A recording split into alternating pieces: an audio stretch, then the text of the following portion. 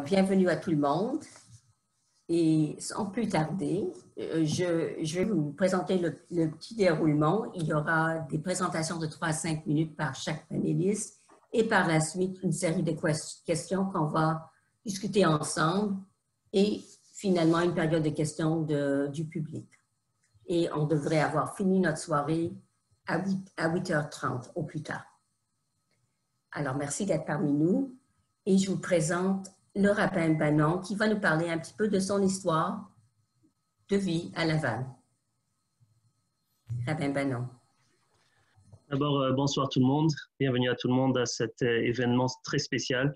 Et merci Alice de nous avoir contactés pour l'opportunité de participer dans cet événement très spécial qui est, bien sûr, nous donne l'opportunité de se faire entendre, se faire comprendre et pour répondre à certaines questions que peut-être s'opposera un peu plus tard. Mais d'abord, je me présente. Okay, je suis né au Maroc. Mes parents ont immigré ici au Canada. J'avais l'âge de 1 an et demi, 2 ans, et directement à Laval. Alors, pratiquement, j'ai carrément, depuis que j'ai ouvert les yeux, je suis résident de Laval, grandi à Laval. On a joué dans les rues de Chaumédé, fait beaucoup de bicyclettes, de vélo, beaucoup de sport dans les parcs à côté. Et en même temps, bien sûr, grandi au sein de la communauté juive de Laval. Mon père était le rabbin, et le rabbin, que Dieu lui porte longue vie, de cette communauté si spéciale, si merveilleuse de beaucoup de manières qu'on va entendre ce soir. Et alors, bien sûr, j'ai grandi dans le berceau de cette communauté. Ça m'a donné beaucoup d'opportunités. En même temps, j'ai aussi fréquenté des écoles en ville, à Montréal. Ça m'a aussi donné l'opportunité de fréquenter, de comprendre un peu aussi et de grandir de la manière ashkénaze en même temps. Je crois qu'on va parler de ça un peu plus tard. Alors, je ne toucherai pas tellement là-dessus. Et bien sûr, cette communauté merveilleuse que tout le monde qui nous rend visite dans cette communauté, soit si c'est pour passer un week-end, des fêtes ou juste pour nous rendre visite, vraiment s'en vont émerveillés et vraiment se sentent que c'est une communauté, qu'on est vraiment une famille. Ça, c'est sûr. Et bien sûr, quand je parle de la communauté, il y a plusieurs communautés ici, mais c'est sûr que c'est une communauté unie et on est là pour se soutenir l'un à l'autre. Quand j'ai grandi, j'ai quitté Laval, ma maison à l'âge de 15 ans pour avancer mes études, surtout mes études rabbiniques religieuses dans le temps. J'ai quitté pour la France, là où j'ai passé 3 ans dans une école très respectée, très connue dans le monde. D'ailleurs, c'est la même yeshiva, comme on l'appelle, l'école rabbinique. Oh, his father. I thought it was him. No, he was 3 years old. Est-ce que la manière de... Est-ce que je peux demander aux gens de fermer leur micro, s'il vous plaît, et pour qu'on puisse entendre le rabbin? Merci.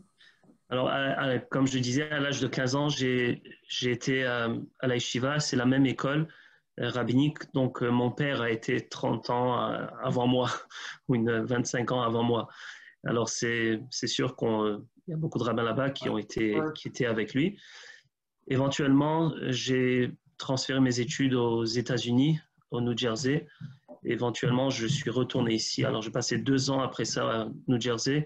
Puis, je suis retourné à Montréal pour faire un peu plus d'entraînement auprès de mon père. Et aussi, j'ai avancé mes études et c'est là que j'ai reçu mes certificats rabbiniques.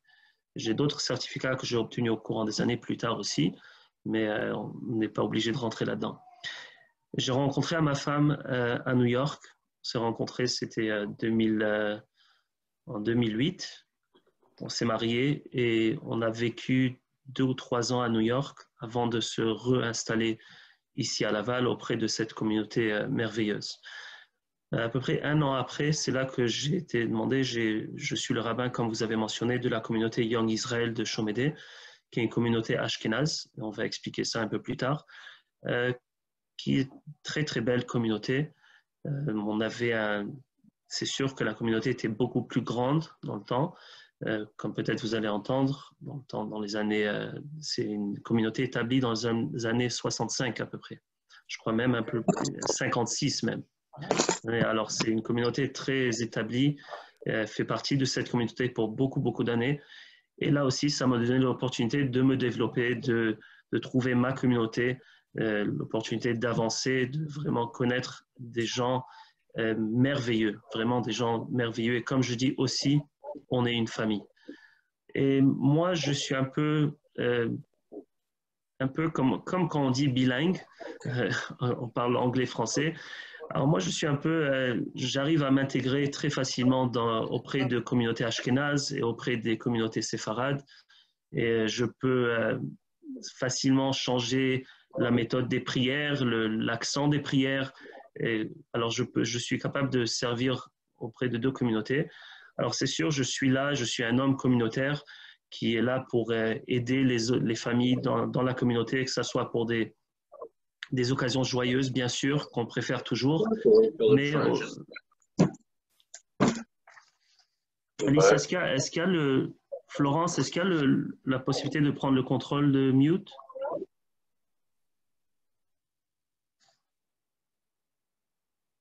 Ok.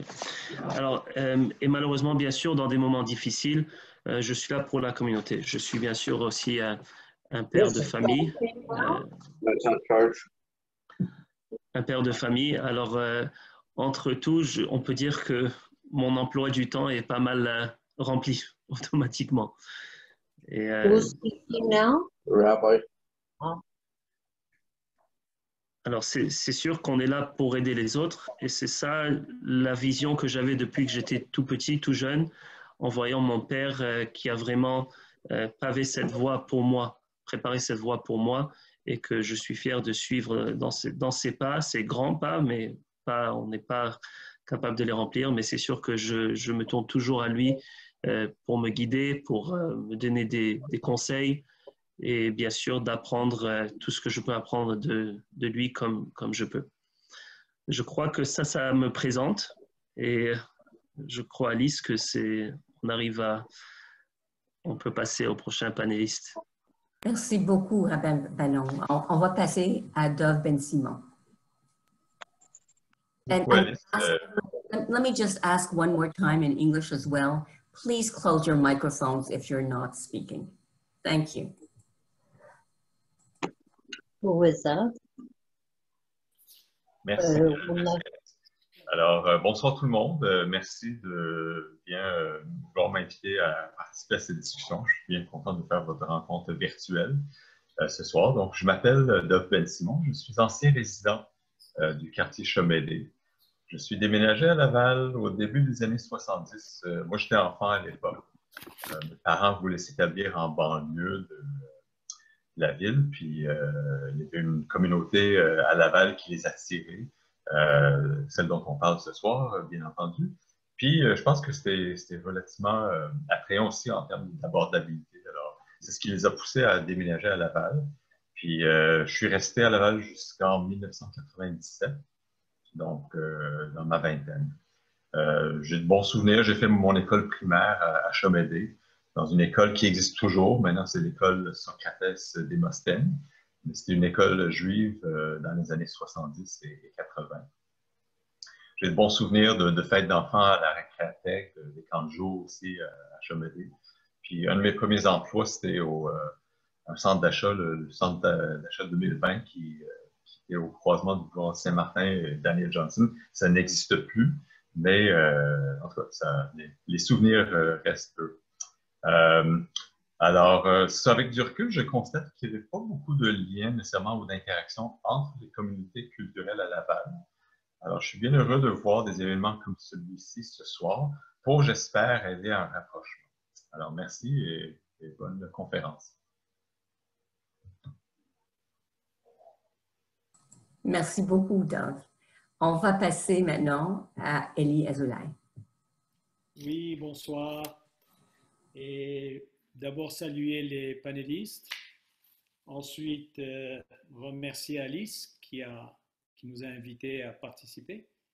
Et puis la féliciter aussi pour le travail qu'elle fait à assembler une conférence comme celle-ci. Alors moi, je me présente. Mon nom, c'est Eli Azoulay. Je suis venu au Canada dans les années, début des années 70, 74. Et je suis né à Casablanca.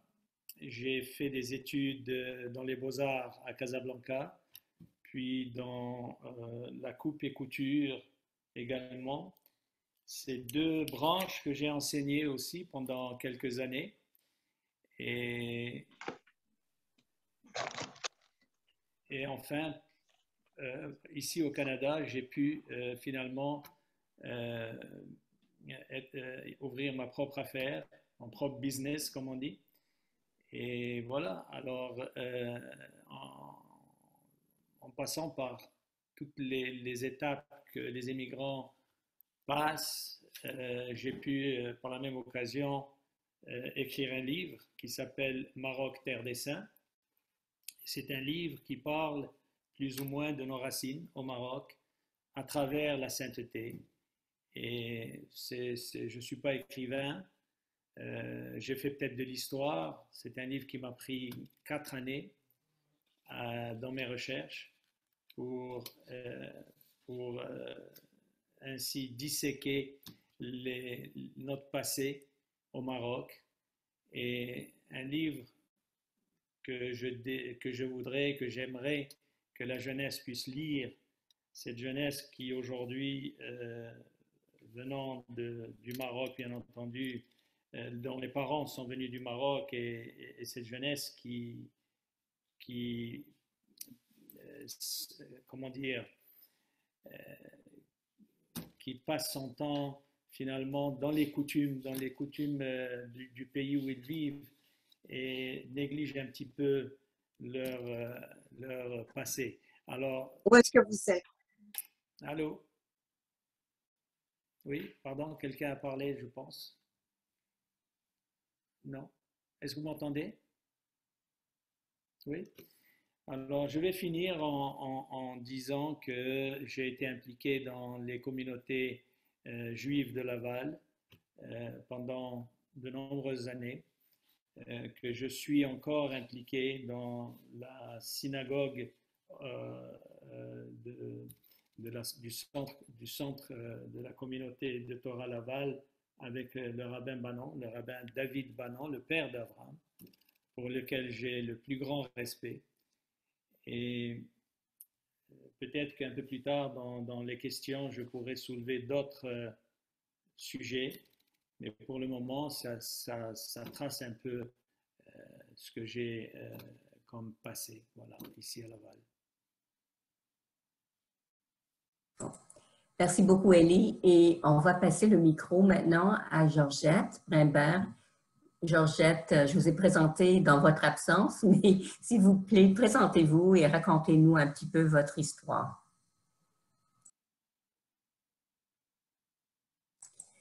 Votre micro n'est pas allumé, Georgette. Ouvrez. Là, vous m'entendez? Oui. Oui, OK. Alors, je me présente, je m'appelle Georgette et je vais vous raconter un peu ma vie à Laval. J'ai vécu à Laval de l'année 66 à 2021, disons 2020. J'ai élevé mes enfants là-bas. On avait une communauté très prospère. La raison que j'ai déménagé à Laval, c'est que dans ce temps-là, les maisons étaient abordables. Et comme j'avais déjà 3 enfants, j'habitais dans la région de Côte-des-Neiges, on s'est dit, mon mari et moi, on va déménager à Laval. Il n'y avait pas beaucoup de personnes de religion juive, mais ceci ne m'intéressait pas dans ce temps-là, car n'étant pas d'origine religieuse, mais sachant que je suis juive, on dit Laval est un nouveau district, on va y aller. Alors, nous avons déménagé là-bas avant l'Expo 67, qui était en 1966. J'ai élevé mes enfants à Laval, à Chomédé, et mes enfants étaient dans les écoles protestantes. Et ils ont appris l'anglais, le français, et on n'a jamais eu de problème. Mes voisins étaient d'origine ethnique. J'avais un voisin qui était arménien, l'autre était grec, et le troisième était canadien-français. Et nous étions tous réellement une communication extraordinaire. Il n'y avait pas une grande communauté juive dans ce temps-là, mais petit à petit, la communauté s'est formée car les prix étaient abordables. Alors, la communauté juive a augmenté, mais tout le monde s'entendait à merveille. Il n'y a jamais eu de problème de discrimination, toi tu es juif. On n'a jamais parlé de religion ou de n'importe quelle autre chose. Pardon? Oh.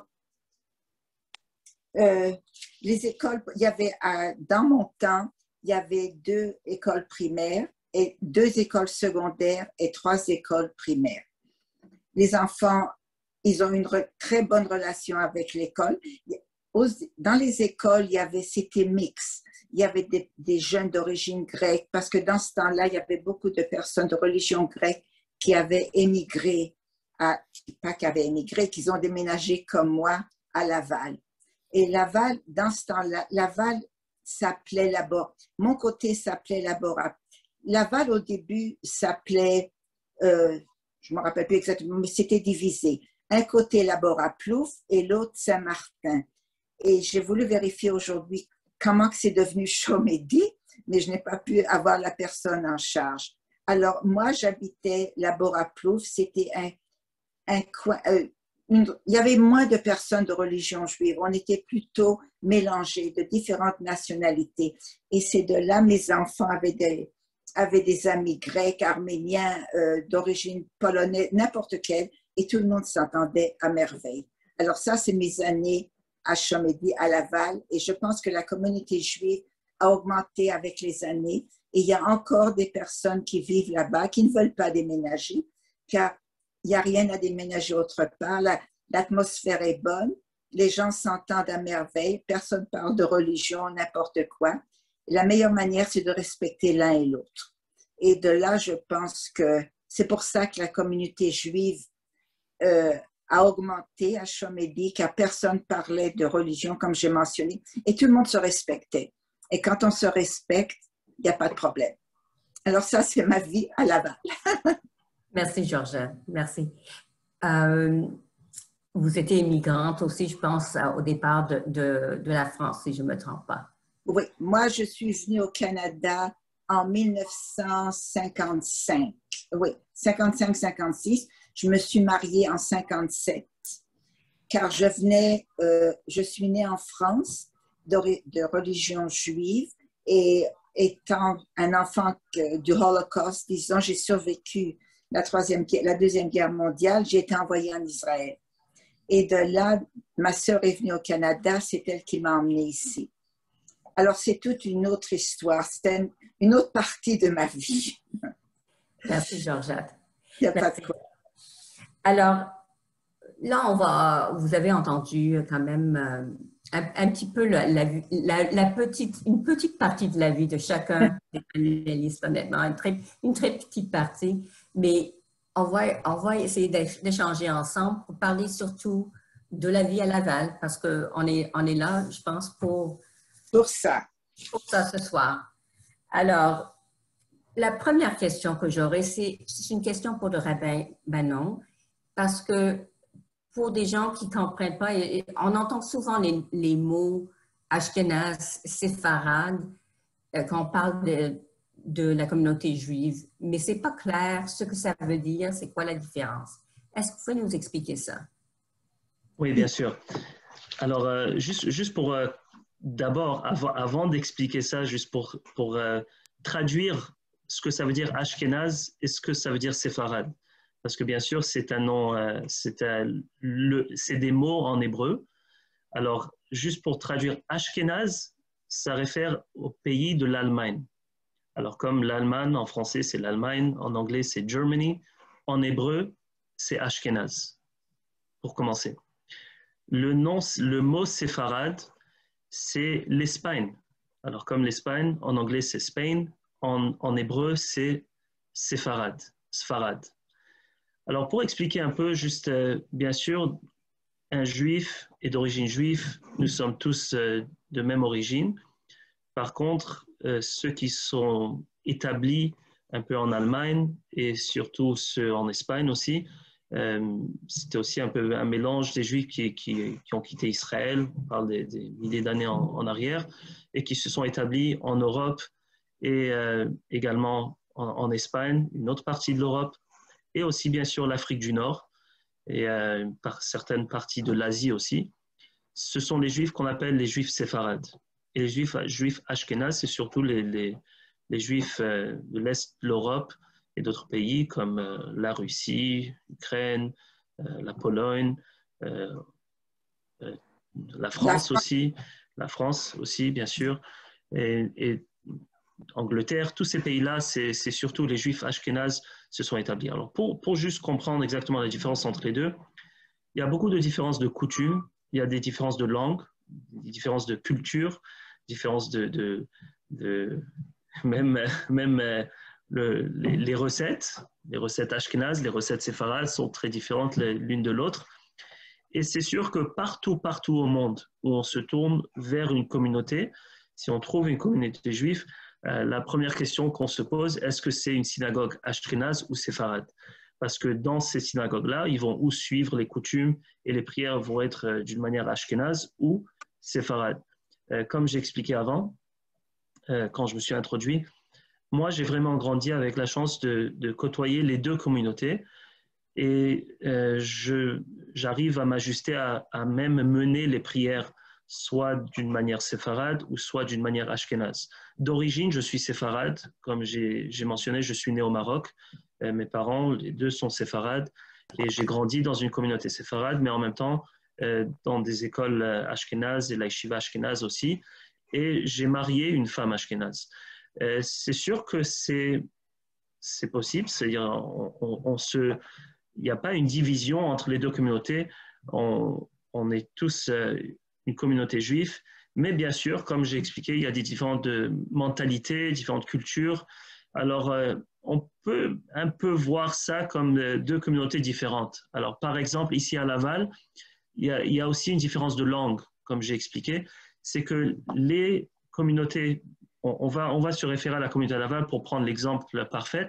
La communauté ashkénaze à Laval est plutôt anglophone et aussi la langue yiddish aussi se parle entre eux, des fois des expressions en yiddish, on se parle, moi je parle le yiddish aussi.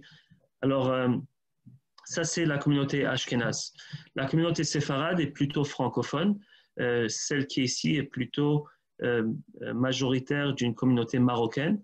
Alors ils sont francophones et leur autre langue, il y a beaucoup qui parlent l'arabe ou ils appellent ça le judéo-arabe. C'est c'est-à-dire l'arabe qui se parlait entre les Juifs au Maroc. Peut-être Élie pourra expliquer ça un peu mieux que moi, mais c'est ça la langue qu'ils parlent. Alors, beaucoup de fois, quand on rentre dans une synagogue séfarade, on va entendre le français, le rabbin va faire ses discours en français, mais entre les membres, des fois, il y a des expressions en arabe ou des plaisanteries en arabe, comme dans des synagogues ashkénazes, il y a des plaisanteries en yiddish et des expressions en yiddish. Mais c'est sûr que les prières sont en hébreu, c'est les mêmes prières avec un peu de différence entre les deux, mais c'est ça juste pour expliquer. Je crois que ça clarifie un peu ce que c'est une ashkénaze ou séfarade.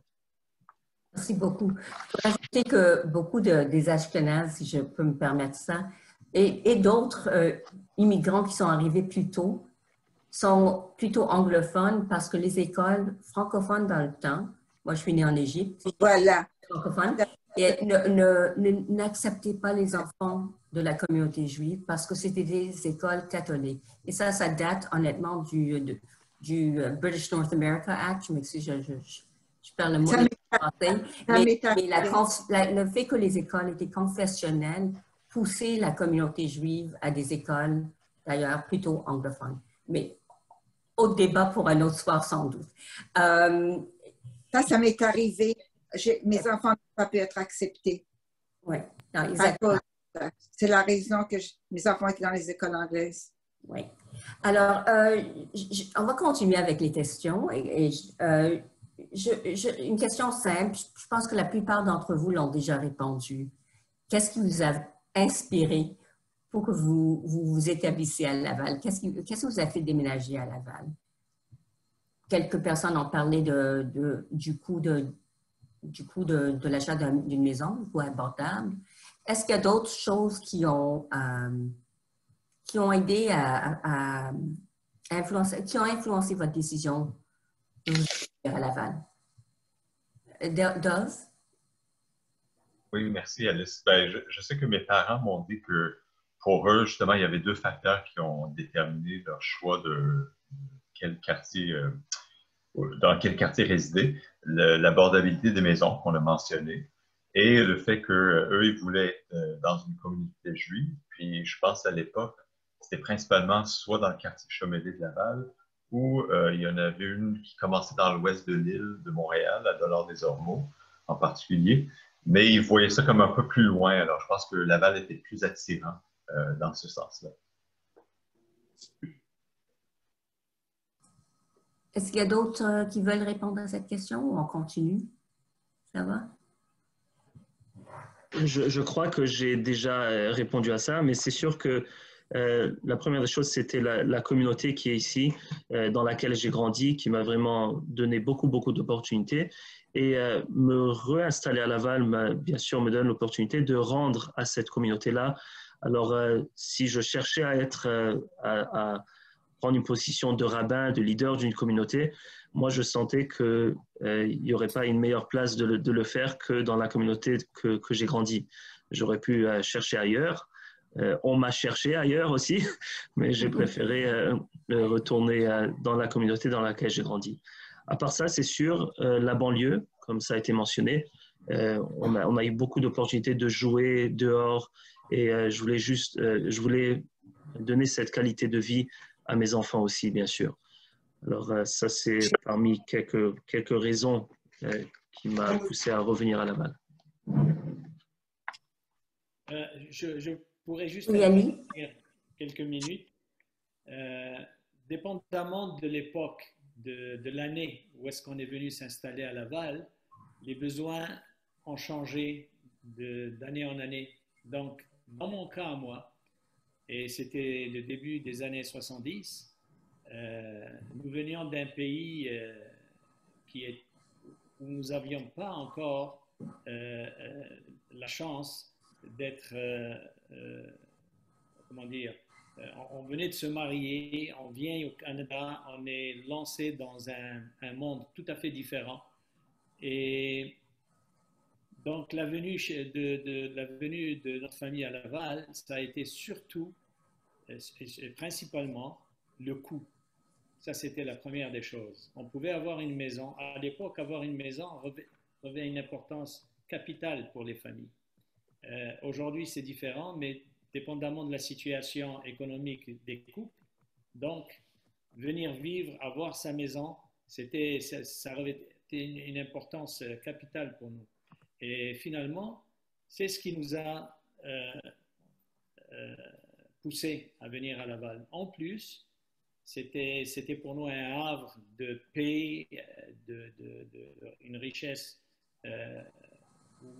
qui était à portée de main de tout le monde. Il y avait les parcs. Donc l'avenir, finalement, comme le veut le dicton, l'avenir, donc c'était ici pour nous. Voilà.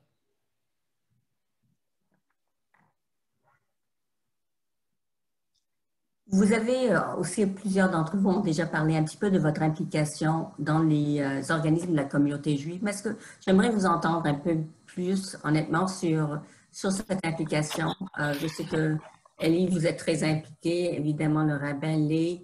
Georgette, je ne sais pas si vous l'avez été du tout ou non. Je n'ai pas été impliquée, mais il y avait beaucoup de choses à la veille. Il y avait le Y, il y avait des piscines, il y avait des places pour les enfants. Et on était impliqués d'une autre manière. Vous savez, il y avait quoi faire avec les enfants, il y avait quoi faire pour moi. Le Y était excessivement populaire et ne coûtait pas trop cher dans ce temps-là. Alors, c'était une activité, il y avait beaucoup d'activités dans ce temps-là que tu pouvais faire. Parce que moi, j'ai commencé mon plus jeune avait 10 ans quand j'ai commencé à travailler, qui veut dire que jusqu'à l'âge de 10 ans, mes 3 enfants ont grandi là-bas. Ils étaient excessivement contents. C'était tranquille. C'était une communauté qui était tranquille. Et ça joue beaucoup sur le moral d'enfants. J'ai beaucoup aimé Laval, oui. Ellie, est-ce que vous voulez en Oui. parler un petit peu? Ben, moi, dès les débuts, j'ai voulu être bénévole dans la communauté que je fréquentais à l'époque, qui était la communauté séfarade de Laval. Puis, quelques années plus tard, je suis devenu le président de cette communauté, ce qui était pour moi un challenge, puis un honneur aussi. Puis, ça me rappelle certains piliers bénévoles avec beaucoup de sacrifices qui ont construit la plus belle synagogue séfarade de Laval. Et c'était bien sûr à l'époque, c'était hors séfarade. Et inutile de dire la difficulté dans laquelle ils se sont lancés, puisque à cette époque-là, la communauté juive, en grande partie, faisait leurs prières dans la synagogue de Young Israël, qui leur cédait une partie de la synagogue Young Israël, et ce qui était d'une générosité incroyable. Et petit à petit, bien entendu, ces bénévoles se sont mobilisés et ont construit cette belle synagogue. Et à l'époque, il faut le dire, c'était fin des années 60, début 70, cette communauté faisait l'envie de plusieurs communautés, soit à Montréal, soit à Ville-Saint-Laurent et j'en passe.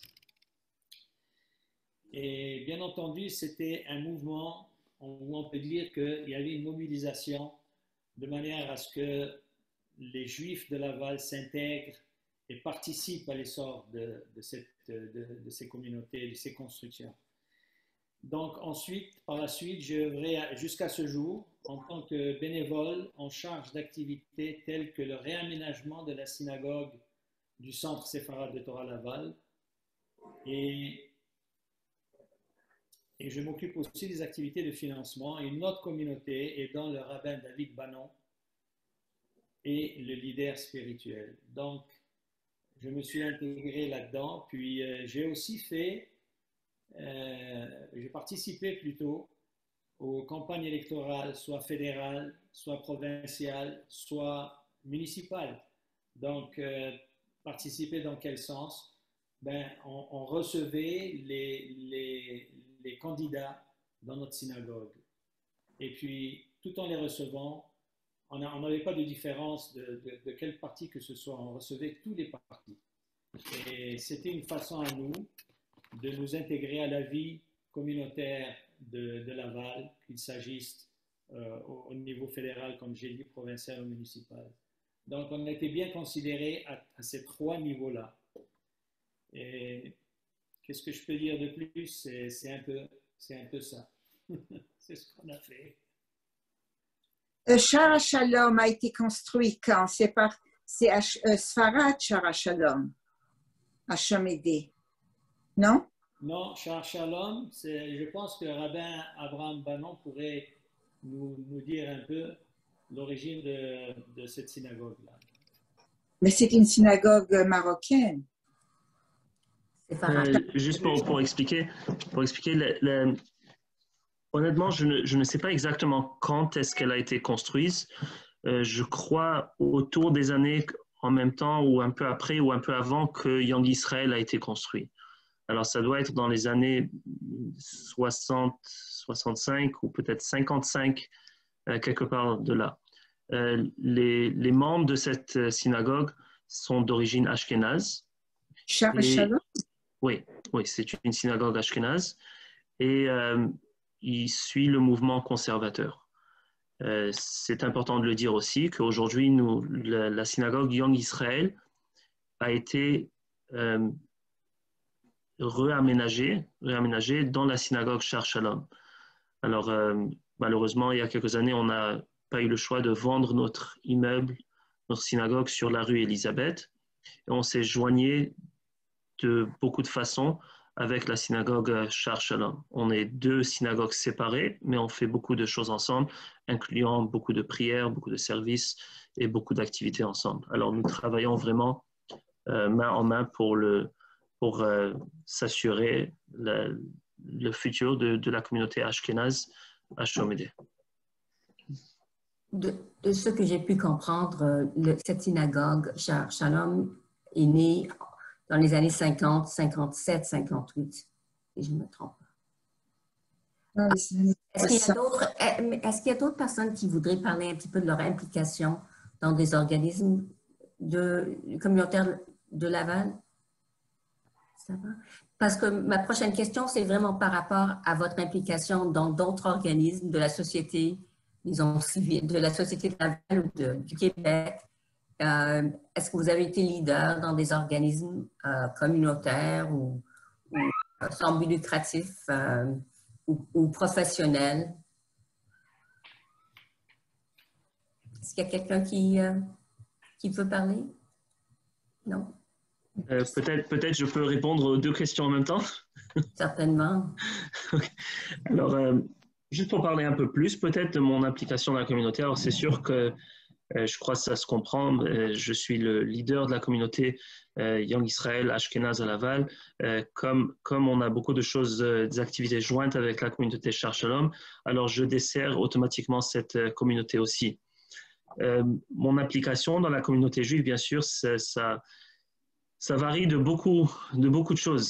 Ça commence par être là pour les prières, donner des cours de religion, des cours de Torah, vraiment encourager les gens de rester impliqués dans leur communauté.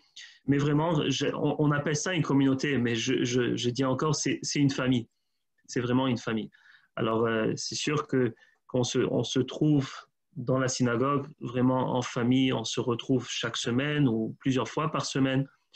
À part ça, d'une manière personnelle, c'est sûr que j'ai beaucoup de contacts avec des gens de la communauté, des gens d'autres communautés à Laval, plus aussi de la communauté séfarade. On est aussi, grâce à Dieu, notre maison est aussi une maison ouverte quand ça vient aux fêtes juives. On a des fois, quand ça vient à Pessah, on arrive à faire entrer une quarantaine de personnes, 35-40 personnes dans notre maison pour célébrer cette fête-là et d'autres fêtes aussi.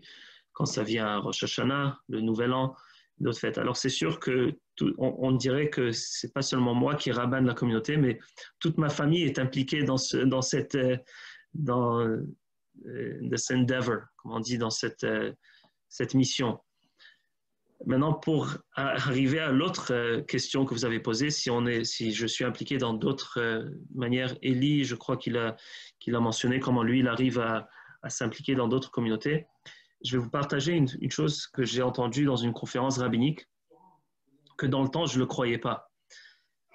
Et il y a quelques années, beaucoup d'années, j'étais un jeune rabbin d'une communauté et on a eu une conférence et il y avait un rabbin plus âgé, bien sûr, qui nous donnait un cours, qui nous expliquait comment essayer de bien organiser son emploi du temps.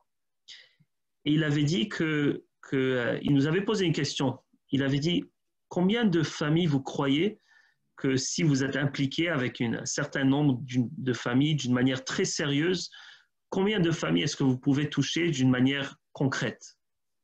Alors bien sûr, autant que jeune rabbin, on était plusieurs collègues, et d'autres ont dit 100, d'autres ont dit 50, d'autres ont dit 15, d'autres ont dit 30, quelque chose comme ça. Et lui, il a dit que d'une manière d'expérience, c'est sûr que ça varie. Il y a des gens qu'on connaît d'une manière, on les voit une fois par an, on a un contact avec une fois par an, mais qu'il avait dit que si un rabbin arrive à toucher une dizaine de familles, d'une manière concrète, vraiment, ça remplit son emploi du temps. Et ça m'a choqué dans le temps. Vraiment, je me suis dit, c'est impossible. On doit être capable de toucher plus que ça. Alors quand on se trouve plusieurs années en avance, j'avance plusieurs années maintenant de cette conférence, et c'est sûr que je suis en contact avec beaucoup plus que 10 familles. Mais quand ça répond à la question, mon emploi du temps est vraiment, vraiment, vraiment chargé. Alors c'est sûr que je m'implique du matin au soir, mais pour essayer de trouver le temps de se développer plus personnellement, on est limité malheureusement dans le temps. Alors je crois que pour moi personnellement ça répond. Bien sûr, j'essaie, je suis un citoyen qui suit toutes les règles de la communauté, de la ville de Laval. je suis un voisin poli, je m'entends avec mes voisins, je suis là pour m'impliquer dans n'importe quelle activité qu'on peut, mais c'est sûr que dans la manière de la possibilité. Est-ce qu'il y a d'autres commentaires là-dessus? Est-ce qu'il y a d'autres réponses? Je voudrais juste ajouter quelque chose au crédit de Rabbin Avraham Banon. Ce jeune homme a réellement fait une espèce de recensement des Juifs de Laval. Et c'est sûr qu'on le sait qu'il y a des Juifs qui n'habitent pas proche d'une synagogue ou qui ne sont pas impliqués dans aucune communauté et qui sont détachés complètement de la communauté juive de Laval. Et Rabbin Avraham a su prendre le bâton du pèlerin et taper aux portes. Et le vendredi, le ramener les chalas du Shabbat, les inviter chez lui pour passer des fêtes et ne pas rester isolés chez eux pendant Pâques, etc. Et à son crédit, je voudrais lui tirer le chapeau.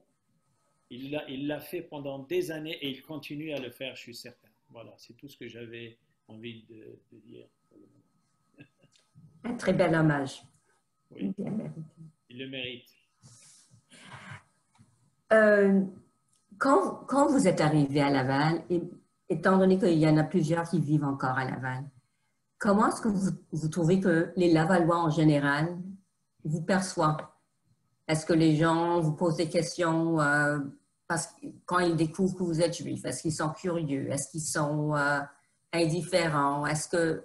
C'est quoi la réaction des Lavallois à la communauté juive? Maintenant ou avant? Comme vous voulez. Il y a des gens qui sont maintenant là et il y a d'autres qui étaient là avant. Alors, on va faire les deux. Georgette, vous avez quelque chose à dire là-dessus? Réellement, non. Les gens demandaient d'où venez-vous, qu'est-ce que vous êtes? Alors, ils me demandent, est-ce que vous êtes de religion catholique? Alors, je dis, non, je suis canadienne. Alors, ils me disent, non, mais de quelle religion êtes-vous? Alors là, la conversation s'entraîne et là, tu commences à parler de religion. Mais normalement, non. Ça arrivait de temps en temps, mais normalement, non. Les gens demandaient d'où est-ce que vous venez parce que mon accent est un peu différent. Alors, ils me demandaient de quel pays, d'où je suis. Alors, et de là, je leur ai dit, mais c'était très rare qu'on parlait de religion. Ça arrivait une fois de temps à autre. Mais pas, normalement, non. D'autres commentaires? Oui, j'aimerais ajouter quelque chose. Et c'est important de le dire, je pense. Le fait d'être juif, on est remarqué. Il ne faut pas se leurrer, on est remarqué. Ne serait-ce que de sortir le Shabbat matin, marcher vers la synagogue avec une kippa sur la tête ou même sans kippa. À l'époque, dans les premières années, ça passait très très bien. On était respecté. Aujourd'hui aussi, je dirais, il n'y a pas eu de changement drastique. On a toujours été respecté. Mais je me permets de dire que ces dernières années, quand je dis ces dernières années, je dirais les 5 dernières années, nous avons remarqué un changement où il y a eu des connotations antisémites.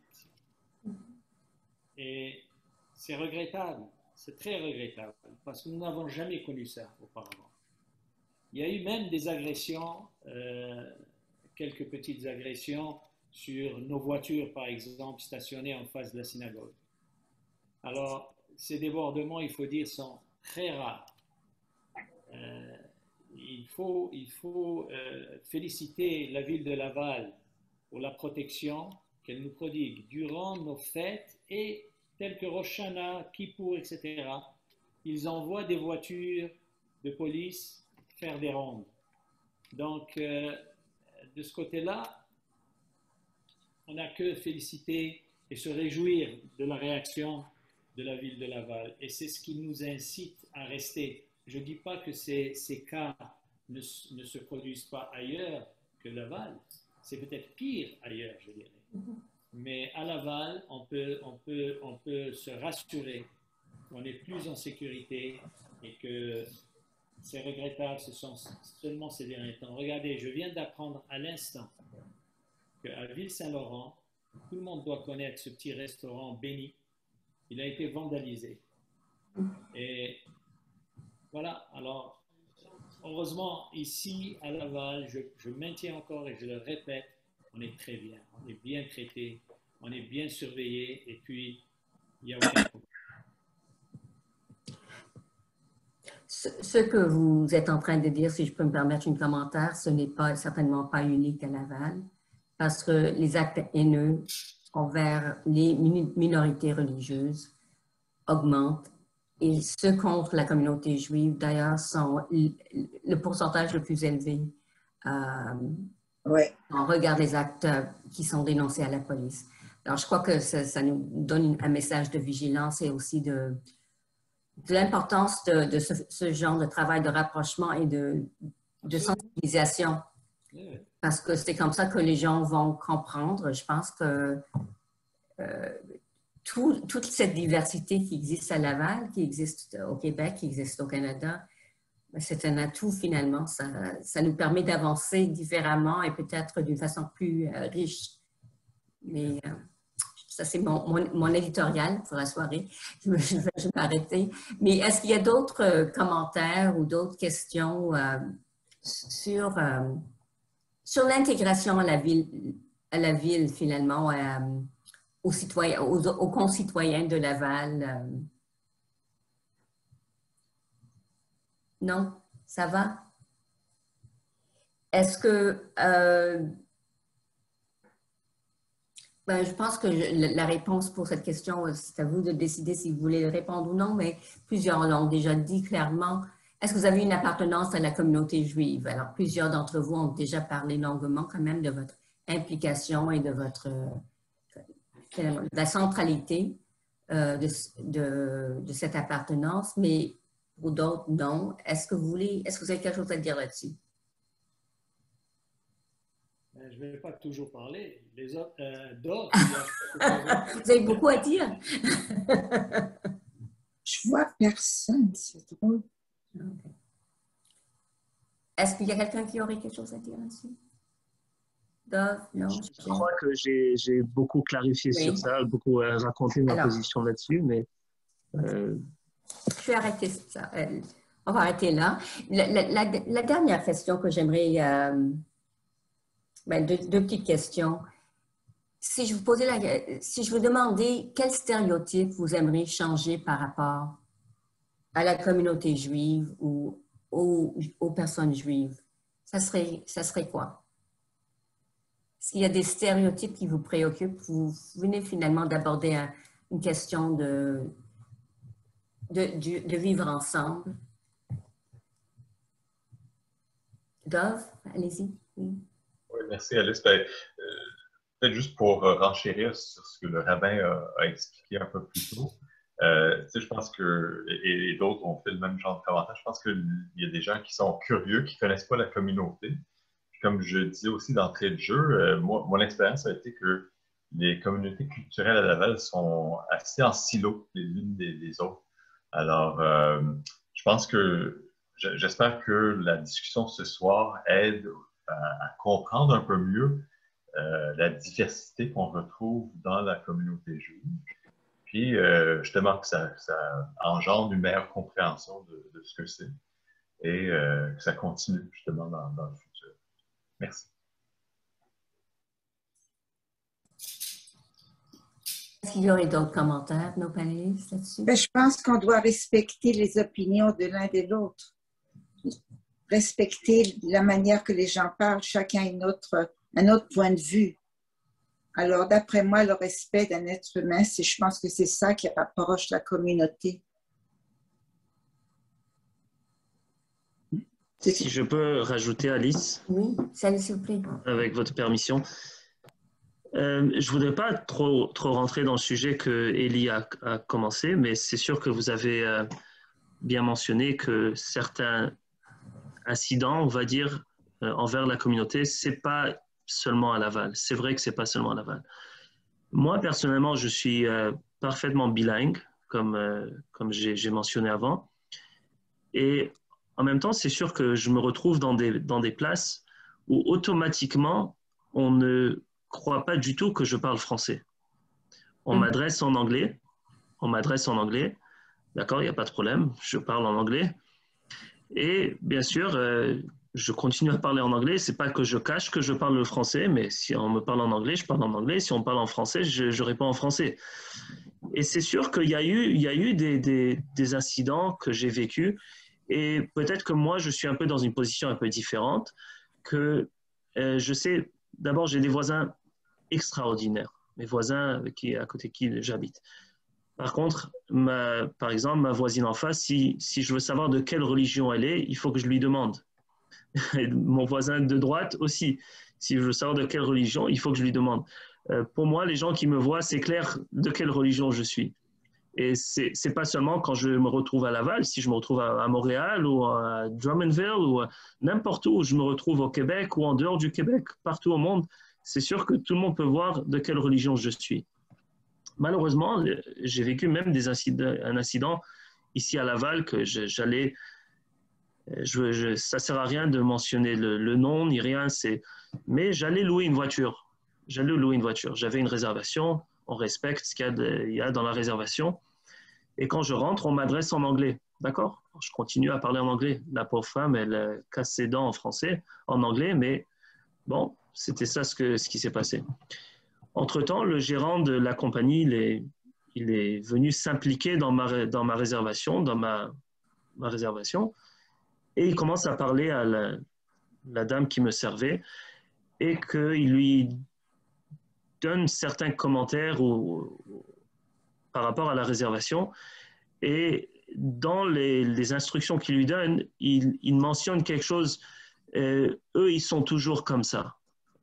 Et d'ailleurs, c'est eux qui ne voulaient pas respecter ce qu'il y avait dans la réservation. C'était moi qui avais raison et c'était le gérant qui a décidé de ne pas respecter ce qu'il y avait dans la réservation, peu importe les détails. Alors, quand j'entends quelque chose comme ça, c'est là que j'ai changé de langue. Et je dis, excuse-moi, monsieur, c'est qui eux? C'est qui eux? Je suis debout ici. C'est qui eux? C'est là qu'il a commencé à changer de couleur parce qu'il ne croyait pas que je comprenais. Et c'était un peu choquant parce que lui aussi était d'une communauté minorité.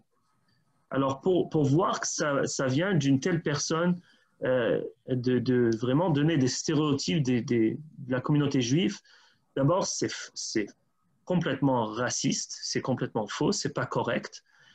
Et c'est sûr que moi, je marche dans la rue, je respecte tout le monde, peu importe de leur religion, peu importe de ce qu'ils ont l'air, peu importe de la langue qu'ils parlent. Et moi, j'aimerais voir le contraire. Et malheureusement, on ne trouve pas toujours ça. Alors, c'est sûr que quand on s'adresse à moi et on dit eux autres, c'est qui eux autres? Moi, je suis un être humain, vous êtes un être humain. Et on peut se parler, on peut se comprendre. Et c'est ça ce que je crois qui est important, un message qui est important de diffuser, de vraiment traiter la personne en tant qu'individuel à la place de les mettre ou les associer à un groupe. Et c'est ça, malheureusement, des stéréotypes. C'est ça. Alors, c'est sûr que comme on est là sur une plateforme publique, c'est important d'avouer la vérité. Si on essaie de cacher l'histoire et de ne pas avouer, des gens qui dénoncent l'histoire de manière que la réalité n'a jamais existé, c'est dommage. Et aussi, la réalité qui se passe aussi, ce n'est pas correct de la cacher complètement. Il faut qu'on en parle, il faut qu'on publie ça et qu'on espère que les gens qui entendent prendront des décisions de changer leur comportement envers cela. Merci. Est-ce qu'il y a d'autres commentaires sur ce sujet ou d'autres exemples que les gens veulent soulever?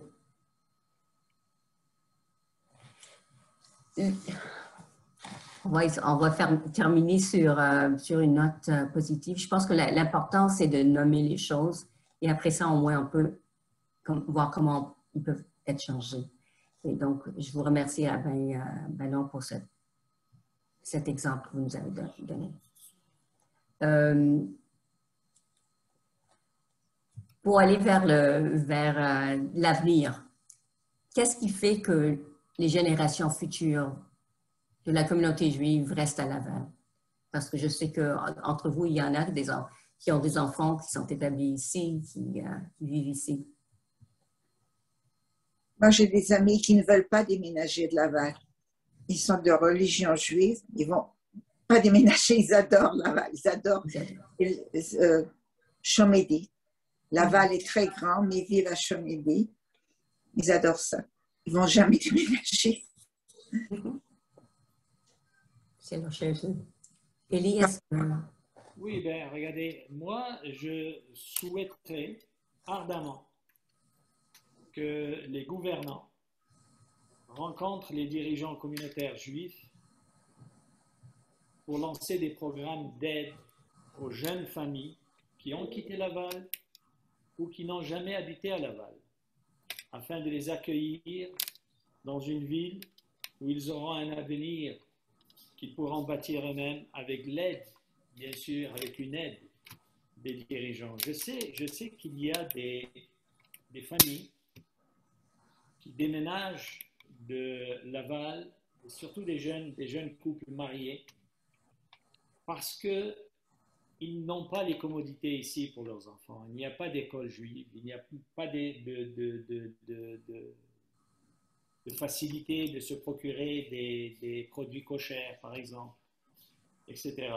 Et donc, c'est vraiment on en a discuté déjà avec un candidat à la mairie, puis il était entièrement d'accord de se rencontrer avec des dirigeants de la communauté juive de manière à ce qu'ils fassent des propositions. Et moi, selon moi, c'est possible de le faire. Il y a des Juifs qui habitent en dehors de Laval qui sont obligés de payer des sommes astronomiques pour des loyers, etc. Alors qu'ici, ils peuvent se procurer des maisons, élever des familles, même des familles nombreuses, ce qu'ils ne peuvent pas faire ailleurs. Je parle de la classe moyenne. Je ne parle pas de la classe, de la classe de riches, mais de la classe moyenne. Et je sais que si on pouvait leur donner un incentive à ces gens-là, de manière à pouvoir venir s'installer ici, je suis sûr qu'ils prendront l'aide et ils viendront. Mais par contre, il faut que ça soit du concret. Alors, à date, ça ne bouge pas. Et on a beau insister auprès des gouvernants, ça ne bouge pas. Alors, c'est une chose à revoir. Merci. Est-ce qu'il y a d'autres... oui, Dove. Oui, merci Alice. Ben, je pense que si je repense par exemple à mes parents qui, presque une cinquantaine d'années, ont décidé de déménager à Laval, je pense que les raisons qui les ont poussés à Laval il y a 50 ans sont toujours vraies aujourd'hui. Quelqu'un qui veut faire partie, qui recherche d'autres membres de leur communauté culturelle vont être attirés vers des quartiers où il y a ces gens-là déjà établis. Puis l'abordabilité du quartier reste une question importante. Alors, je pense que si c'était vrai il y a 50 ans, c'est encore vrai aujourd'hui.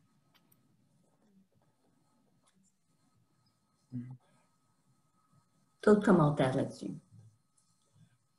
Alors, je vais vous remercier quand même tous les panélistes, Dove, Élie, Rabin Banon, Georgette, pour vos prestations et pour votre patience avec les questions.